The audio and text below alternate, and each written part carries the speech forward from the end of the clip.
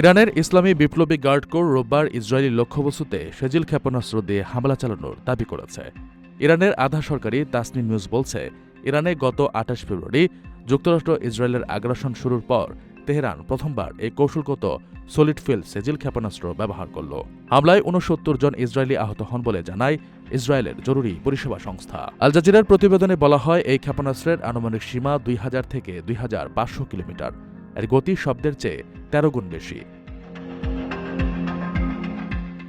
The national interest ম্যাগাজিনের তথ্যমতে এই ক্ষেপণাস্ত্র অন্যান্য লক্ষ্যবস্তুর পাশাপাশি ভারত মহাসাগর ও ভূমধ্যসাগরের বিস্তৃত অঞ্চলে আঘাত হানতে সক্ষম।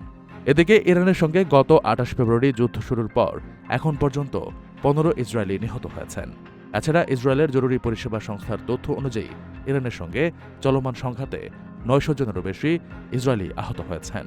তাদের মধ্যে ৫ জন গুরুতর আহত।